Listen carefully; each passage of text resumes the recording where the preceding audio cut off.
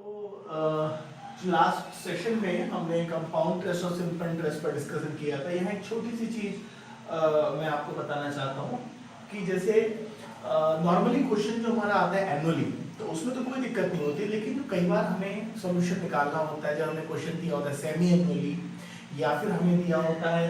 Quarterly या monthly, तो मैंने देखा है कि कुछ कैंडिडेट्स थोड़ा सा उसमें कंफ्यूज हो जाते हैं। तो यहाँ इस पॉइंट को मैं मेंशन करना चाहता हूँ, जैसे कि एज वी ऑलरेडी हमने पहले डिस्कस कर लिया, as we already know that कि अगर हम कंपाउंड इंटरेस्ट निकाल रहे हैं, if you borrow for 5 year the formula is a = p 1 + r upon 100 की पावर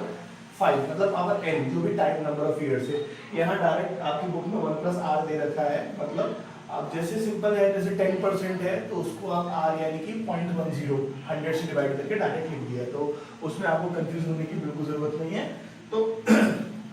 लेकिन अगर यही हमें सेमी एनुअली दिया है तो हम क्या करेंगे, तो यहाँ आपको एक चीज ध्यान रखनी है कि अगर हम बात करते हैं कंपाउंड इंटरेस्ट की, if you are talking about the compound interest and if in question if it gives that semi annually, then what we have to do, nothing, you just आपको क्या करना है कि have to divide whatever the rate, जो भी rate दे रखा है, जो भी गिवन रेट दे रखा है, उसको 2 से डिवाइड कर देंगे, और जो आपको टाइम दे रखा है, जो ईयर दे रखे हैं, उसे 2 से इंटू कर देंगे। जैसे यहाँ की मैं बात करता हूँ, अब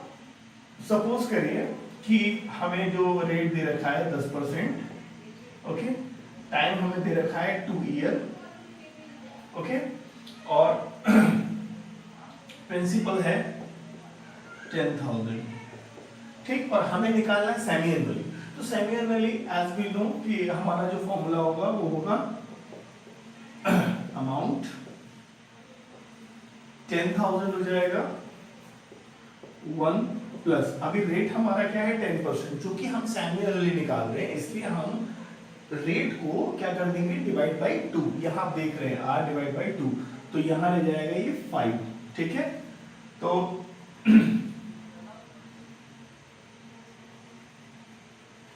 पावर n, तो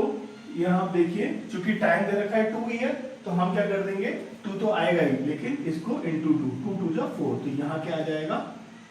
4। तो सेमी एनुअली के केस में ये होगा। बस आपको इस बात का ध्यान रखना है कि अगर सेमी एनुअली दिया रहता है तो जो भी रेट दिया है उसको आप 2 से डिवाइड कर देंगे, और जो टाइम दे रखा है उसको 2 से इंटू कर देंगे। अगर यहाँ 1 साल होता तो 1 × 2 आ जाता, चूंकि 2 साल था तो 2 × 4 आ गया, अगर 3 साल है तो ऊपर आ जाएगा 6, ठीक है, ये हो जाएगा 5। ये बात क्लियर है। इसी तरीके से अगर वो क्वार्टरली की बात करता है तो क्वार्टरली के केस में क्या होगा, जो भी रेट दिया गया है वो 4 से उसे हम डिवाइड कर देंगे, और जो टाइम दिया गया उसे 4 से इंटू कर देंगे। इसमें कोई भी कंफ्यूज होने की जरूरत नहीं है, हमेशा ध्यान रखें। और अगर मंथली है तो जो भी रेट दिया गया उसे आप 12 से डिवाइड कर देंगे, और जो टाइम दिया है उसे 12 से इंटू कर देंगे। अगर 1 साल है तो फिर वो 12 ही रहेगा, अगर 2 साल है तो 24 हो जाएगा, 3 साल है 36 हो जाएगा, एंड सो ऑन। सो यहाँ हमने एक छोटी सी बात पर ध्यान दिया कि if in question if it gives annually, then no problem, as we already know कि for finding the compound interest formula is a = p 1 + r upon 100 की पावर n। चूंकि आपकी बुक में 100 नहीं दिया गया है तो उसमें कोई जरूरत नहीं है, 10% है, उसे आप 10% भी कहते हैं, उसे आप 0.10 भी कहते हैं, मतलब परसेंट अपने आप में डिवाइड बाय 100 होता ही है, तो उसे आप डायरेक्ट भी लिख सकते हैं।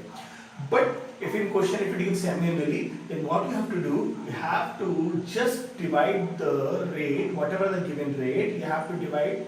rate by 2, उसको 2 से divide कर देंगे, whatever the time is given you have to multiply by 2। same case in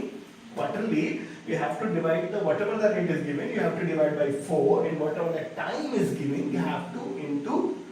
आपको टाइम को 4 से इंटू कर देना है। और यही मंथली के केस में है कि जो रेट दिया गया उसे 12 से डिवाइड कर देंगे और टाइम है 12 से इंटू कर देंगे।